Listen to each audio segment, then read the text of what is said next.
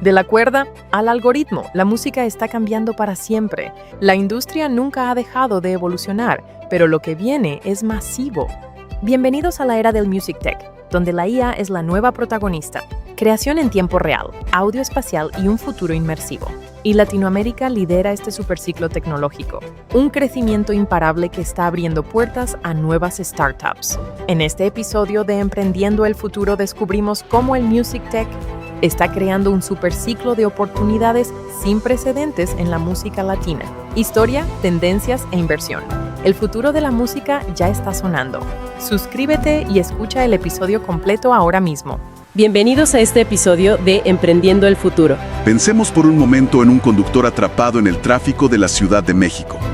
El estrés sube, el ritmo cardíaco se acelera a tope.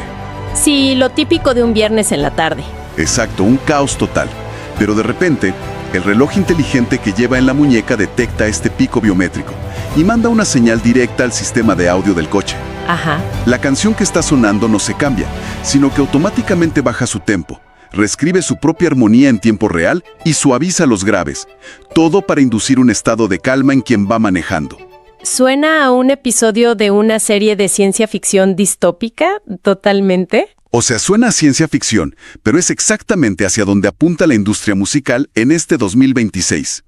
Bienvenidos y bienvenidas a esta nueva inmersión a fondo, donde nuestra misión de hoy es desmenuzar una pila enorme de documentos, reportes financieros y guiones tecnológicos. Sí, documentos que la verdad están fascinantes. Totalmente. Detallan este choque brutal entre el arte, el capital y la inteligencia artificial.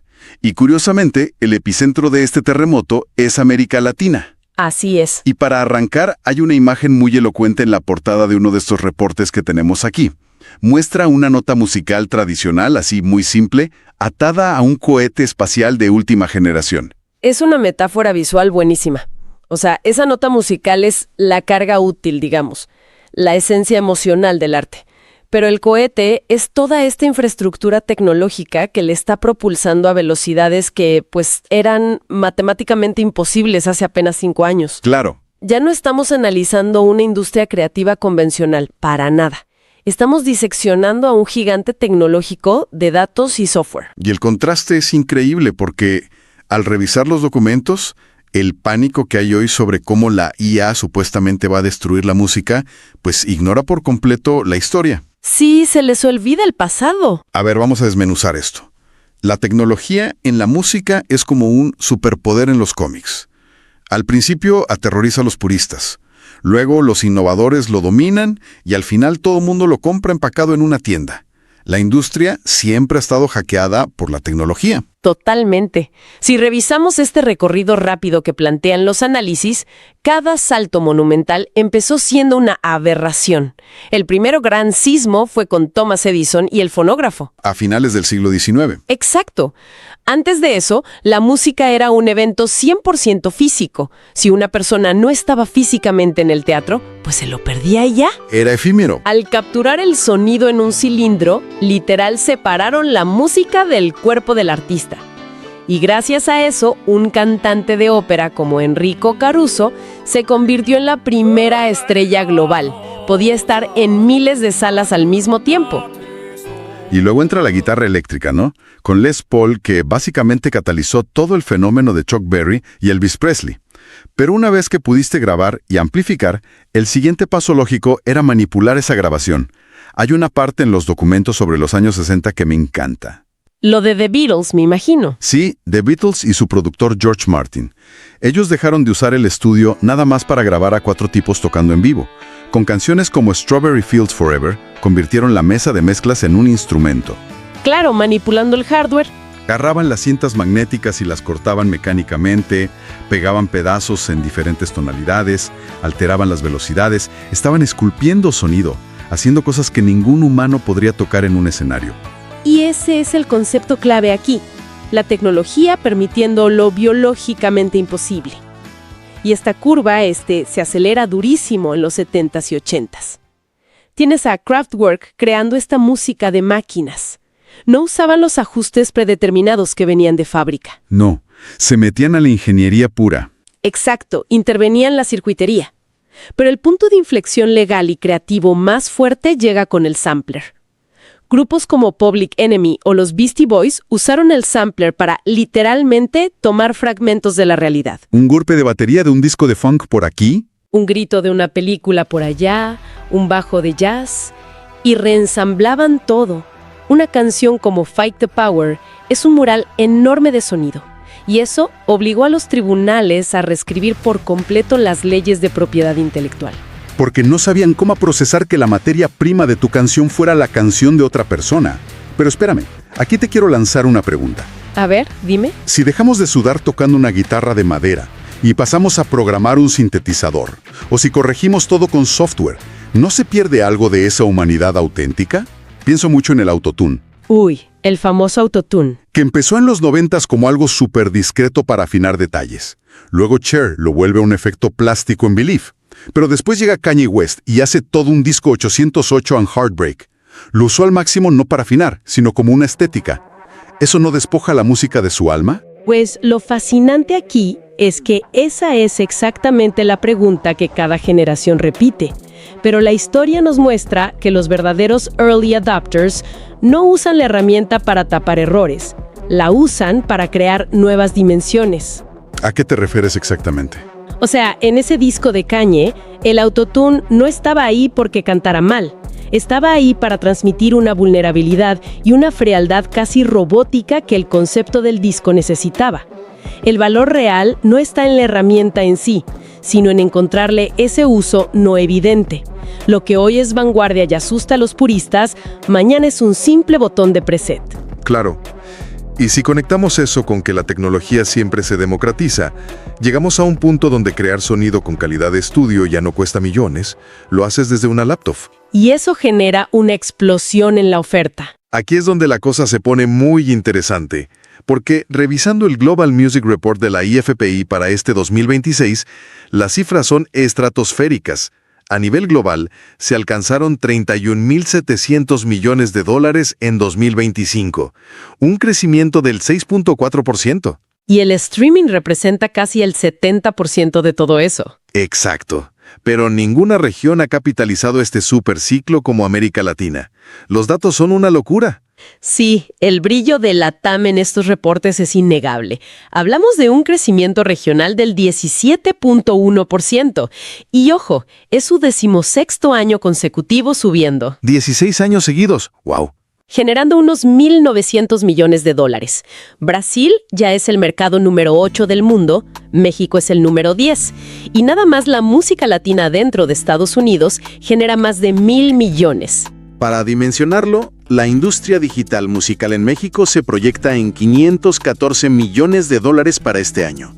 Por eso, gigantes globales como Hive, los reyes del K-pop, abrieron su sello S.Yento Records en México.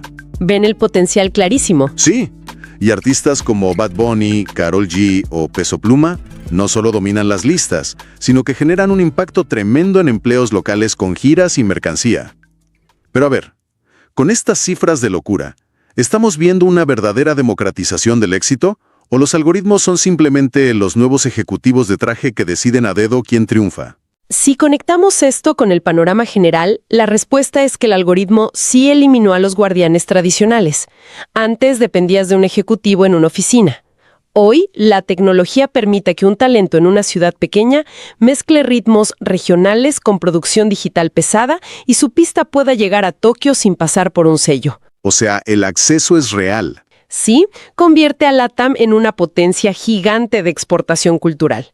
Ahora, claro, el algoritmo tiene sus sesgos de retención, pero la barrera de entrada geográfica y económica, esa sí se derrumbó. Pero claro, si todos tienen acceso, el problema ahora es destacar, ¿no? Exactamente. Y los documentos mencionan que el futuro ya no es competir por quién graba una buena canción, sino por quién ofrece la experiencia más envolvente. Pasamos de un consumo pasivo a ecosistemas inmersivos. Totalmente. Estamos hablando de audio espacial y realidad extendida.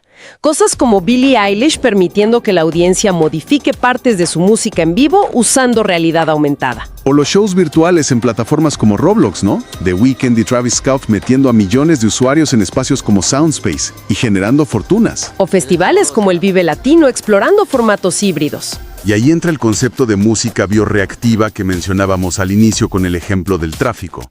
Hay startups como Melodrive o Endel que están haciendo audio adaptativo. Sí, música que responde a biomarcadores. Exacto. Es como si la banda sonora de tu vida dejara de ser un disco que pones en el coche y se convirtiera en un director de orquesta invisible. Sabe exactamente cuándo acelerar el tempo porque detecta que estás estresado o se alinea con la luz solar y tu ciclo circadiano. Y esto plantea una pregunta crucial para la industria. ¿Qué le pasa a la idea de un álbum tradicional? ¿O a la propiedad de una canción, si la música ahora es una capa de datos viva que muta cada vez que le das play? Deja de ser un producto estático. Exacto. Reescribe todo el modelo de negocio. Y además acelera el fin de los géneros musicales. Las plataformas ya no organizan por rock o pop, organizan por estados de ánimo. Por eso vemos mezclas tan salvajes ahora, ¿no? Corridos tumbados con hyperpop o afrobeats mexicanos.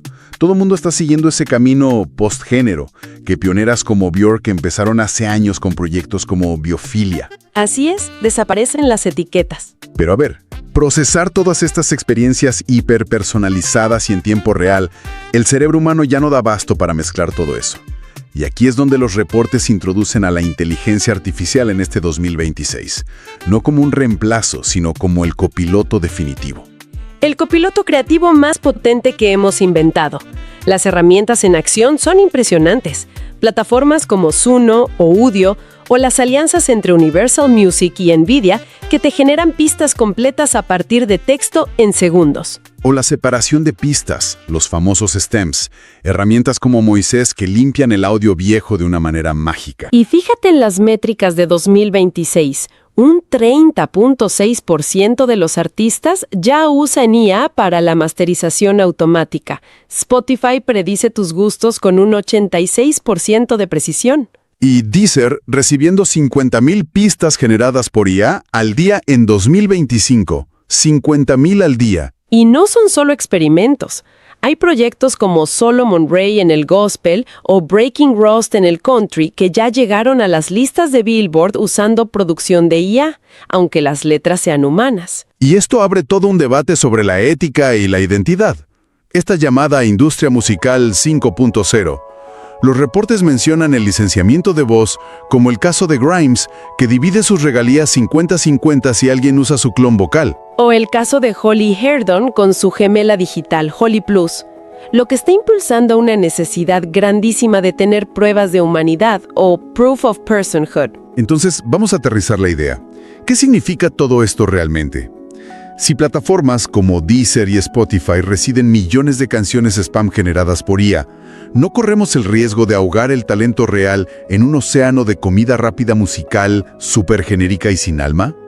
Es un riesgo válido, pero hay que ver el por qué esto es positivo. Los análisis prevén que sí, como el 90% de la música puramente de fondo pasará a ser inteligencia artificial. Es barato y eficiente. ¿Música para sensores? ¿Música para estudiar? Ajá, música funcional. Pero paradójicamente, esto va a provocar que el arte humano premium adquiera muchísimo más valor. Claro, por el contraste. Exacto. La vulnerabilidad, la historia personal de quien canta, la cultura detrás. Naya maneja las tareas técnicas y repetitivas, pero la humanidad es la que aporta lo que llamamos participación humana significativa. El público sigue buscando conectar con otra persona. Y donde hay un cambio de paradigma tan fuerte, donde nacen nuevas leyes de licenciamiento ético y herramientas, pues el capital de riesgo entró con todo. El ecosistema de negocios en este sector de startups, el Music Tech, es enorme. Desde 2020 han levantado alrededor de $6,000 millones. Una barbaridad de lana. Fondos enteros dedicados a esto, como el Yamaha Music Innovations Fund, con 50 millones, o Mindset Music Tech, liderando la inyección de capital. Y startups globales creciendo a ritmos absurdos. Create Music Group levantando 450 millones. Lander, JoyTunes. Y en Latam también tenemos nuestras estrellas en este ecosistema. Independiza Música, OneRPM, BeezBats, Soundwork. Pero de todos los casos de estudio de los reportes, hay uno que me voló la cabeza. Es el caso de la empresa La Rosa. Los de Music Traders, sí. Han estructurado más de $50 millones en acuerdos con catálogos hispanos. Y el modelo es brillante, porque están tratando los catálogos de música antigua como si fueran el nuevo petróleo financiero. Es una comparación excelente. Combinan retornos financieros tradicionales, que van del 8 al 12%, con altísima tecnología. Usan la IA para leer el mercado. Exactamente. Usan inteligencia artificial para analizar un montón de datos y optimizar cómo promocionan esos catálogos viejos en la TAM. Demuestran que la música antigua tiene un valor residual enorme en la era del streaming si sabes cómo usar los algoritmos a tu favor. A mí me fascina el caso de La Rosa porque rompe un mito grandísimo. Nos enseña que para innovar y hacer un negociazo, no tienes que inventar forzosamente la próxima app de IA desde cero. A veces la genialidad está en usar esa IA para valorar e invertir mejor en el arte que ya existe. Y sintetiza el nuevo espíritu del emprendimiento. La música ya no es nada más estudios de grabación y discos. Es una capa de datos. Que se conecta con todo. Sí, alimenta cosas como la economía plateada. Hay startups cruzando inversión de impacto con entretenimiento, usando frecuencias musicales para terapias de pacientes con Alzheimer, o alimentando el fitness, el gaming y hasta las finanzas descentralizadas como Social Fee, que es como un Patreon, pero donde los superfans se vuelven inversores. Bueno, para ir cerrando y hacer un hilo conductor final, creo que la lección más grande que sacamos de toda esta pila de documentos es que desde aquel cilindro de cera de Edison hasta la IA generativa de plataformas como Udio, quienes abrazan el cambio son los que prosperan.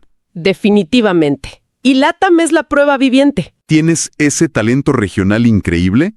¿Le sumas tecnología accesible? Y el resultado es ese boom de crecimiento masivo del 17.1%. Y esto importa muchísimo para cualquier persona de nuestra audiencia, sin importar a qué sector se dediquen. Entender esta transformación de la música es entender el futuro de la economía de los creadores en general. Es la punta de lanza. Totalmente. Nos enseña hacia dónde va la monetización de los derechos de autor frente a la IA y cómo las experiencias inmersivas se van a aplicar a cualquier otro negocio pronto. Y para despedirnos, quiero poner sobre la mesa una idea un poco desconcertante que se desprende de todo esto. Algo para llevarnos de tarea. A ver, suena intenso.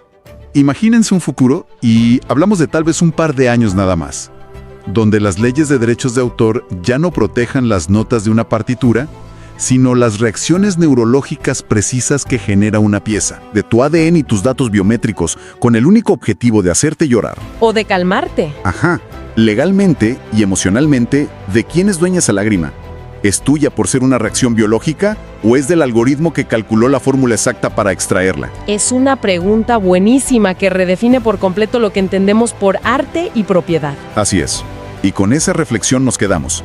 Muchísimas gracias por acompañarnos en esta profunda inmersión sonora e intelectual. Sigan cuestionando todo lo que les rodea y viendo más allá del ruido. Hasta la próxima.